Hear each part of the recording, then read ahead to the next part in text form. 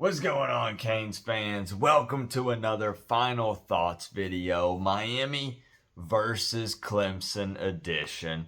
I always do these videos from the couch in my studio, usually about 24 to 48 hours before kickoff.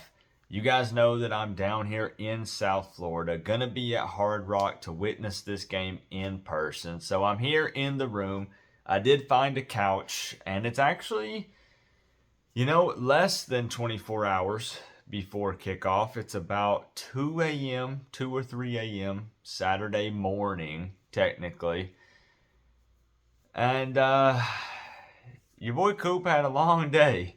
A long day meeting you guys. I got to meet freaking Coach Jim Larinaga today. I got to meet Katie Meyer, coach for the women's basketball team. Got to meet some really cool people that are very involved with the athletics at the University of Miami, some former players. I got to meet so many of you guys at Caneswear. That was freaking awesome. And I've still got the tailgate coming up tomorrow. But I said all that to say this. I am tired. I am exhausted. But here I am at 2 or 3 a.m. thinking about this Miami-Clemson matchup. Thinking about the fact that I predicted a loss against North Carolina last week, but here I am predicting a win against Clemson this week. And I realized that initially when talking about it, well, of course, right, Coop, if you were going to predict the win, Clemson is 4-2. North Carolina was undefeated coming into that game, number 12 in the country at the time. But Clemson has... their name has carried weight for so long. So when you think of Clemson, you think the big, bad Clemson Tigers. You think ACC championship game appearances. You think Dabo Swinney. You think about the unbeatable team. You think about the team that Miami hasn't beat since 2010, 13 years ago. And we're not dealing with that same Clemson Tigers team. But I'm not here to sugarcoat things. You guys know that I keep it real, especially in the Final Thoughts video. The whole entire point behind this series is for me to be real and honest. And, if I want to change my mind on anything with this game, maybe with my prediction, maybe if any changes have happened, I'm predicting Miami to win this game 24-20 in a close one. Have I changed my mind on it? No. Actually, I haven't. And the reality is, I'm not confident in that score prediction, though. I'll just be straight up with you guys. But if you wanted me to flip it and you say, well, Coop, if you're not that confident in it, predict a Clemson win. I wouldn't be confident in that prediction either. I'm just being real. I don't really know what to expect going into this game. There's a couple things that we know are true. And that's that the Tigers have a legit defense. Probably the best defense in the ACC. Still just a very impressive defense all around. On offense, they're not that impressive. Not the explosive Clemson Tigers offense that people are used to seeing. They only put up, I believe, 17 against Wake Forest. And that was a close game. They still barely won that game. And that's a Wake Forest team that lost to Virginia Tech and Georgia Tech. But here we have this Miami team that also lost to Georgia Tech. I understand that, Coop, all they had to do was take a knee. But at the end of the day, great teams find a way to win. It was a close game. If we would have taken the knee, probably would have won. But we still found a way to lose it. North Carolina, we hung with them in the first half, but it wasn't very pretty in the second half. This game is tough, man. It's tough. It puts me in a really interesting position because we can talk about the things that we think should happen to give Miami a really good chance, right? You have to be able to rest the defense so that way they're not so gassed in the second half of the ball game. TVD needs to play much better, and we can argue this all day, guys, but Tyler Van Dyke is either injured or he's hurt or it's a combination of it. We know about the torn ligaments and things in his hand, but it seems like there's really something else going on. And I think that we can all agree on that. And of course, coach speak, they're not really going to elaborate on it, and I wouldn't expect them to. And I'm not here to try to make up a bunch of conspiracy theories or, talk about what might be, but the reality is, and I'm throwing around the reality word a lot in this video, something has seemed off. Something seemed off a little bit. And I don't really know what Tyler to expect on Saturday. I really don't. And that makes it really tough for me. It'd be nice if we didn't have to zero in on X so much. I'm proud of X, and he's working hard and he's putting up big numbers. And even if we want to argue about Dawson's scheme, if we want to talk about, well, the slot is the first read of, TVD's progression, and, I've heard a lot of talks and things about that. We would need to find a way to change that up. Miami would have to spread the ball around because in Dabo's press conference, he literally said it seems like they're trying to force the ball to Xavier Restrepo sometimes. So if we come out and X remains the number one read or the first read in that progression, and we're definitely trying to get him the ball, they're prepared for it.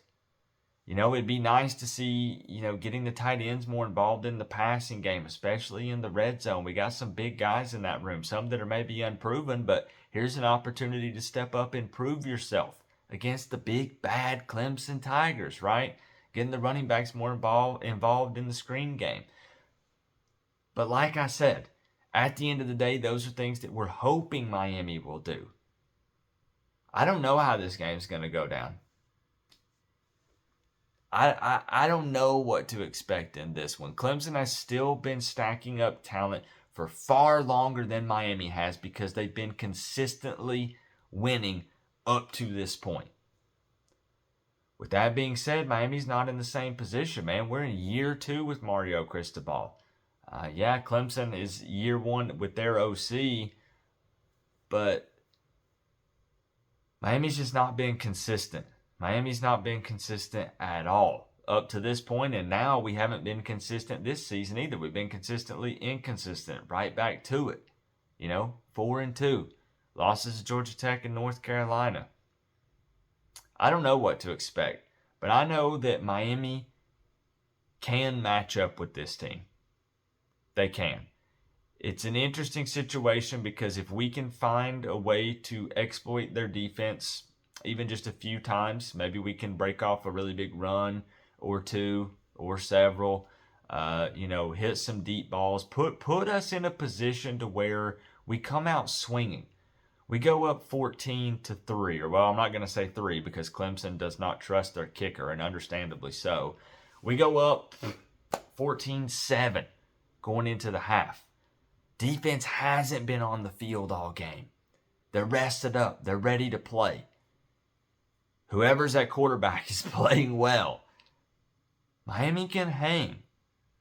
Miami can hang with these guys. And I want to I'm not going to make this one super long, but I do want to add a factor that I think doesn't carry any weight at all, and it's really a stupid one to put out there, but I'm just going to lay all of my feelings out on the table for you guys.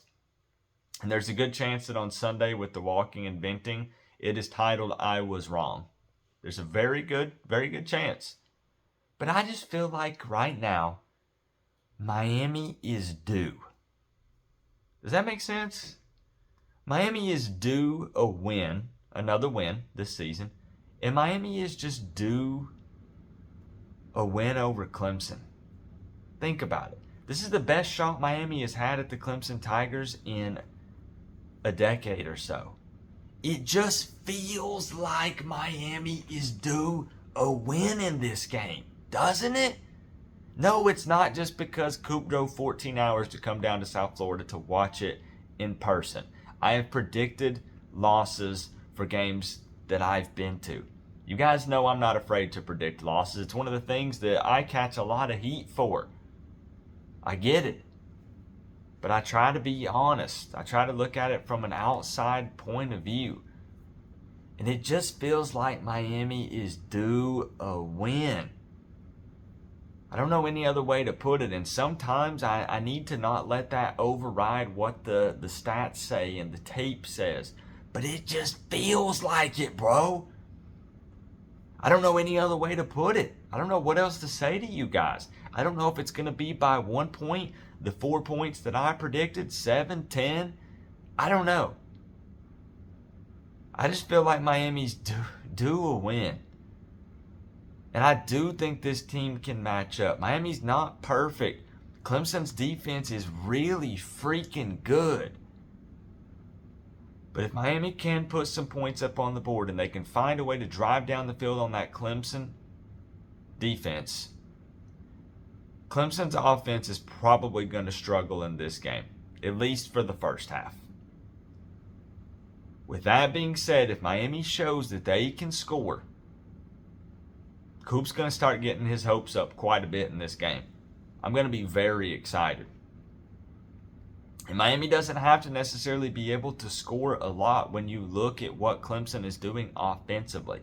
Unless they just happen to all get it together against Miami, which could happen because every team gives Miami their best game, right? Maybe this is the best game that Garrett Riley has ever called. And Clemson scores 40-plus points. And Miami continues this losing streak and goes on the 3-game skid. But the talk is the locker room is still hyped. The players are still excited. They still see what's possible. So let's hope that the guys are bought in, that they're still hyped up. They lost to a very good North Carolina team that will likely play in the ACC championship game against Florida State. They had a slip up against Georgia Tech. The team didn't play as well as they should have or could have. They were coming off of a bye week. We should have taken the knee. This team can beat Clemson. And as crazy as Coop might sound right now at 3 o'clock in the morning on Saturday, basically, I think they do. I can't believe I'm saying this, but I think they do. Let me know your thoughts down in the comment section below, man. We'll be back to normal next week. I just need you guys to know that the content this week was very abnormal. You guys know that I try to hold myself to a very high standard. I'm a stickler for quality. I have a certain way that I want the videos to look, a certain way I want them to feel, and I was not able to accomplish that this week. I'm my own biggest critic, but it was worth the trade-off to hang out with all of you, to meet the former players, to meet some of the coaches, to get to tailgate at the Rock again this season, to get to witness a game in person that's hopefully a dub. But we'll be back to normal for the UVA game. But let's take care of business in this one first. Let's do it, man. Miami's due a win. They're going to get it against Clemson. I think they are. I'll see y'all at the game. Go Canes, man. Go Canes.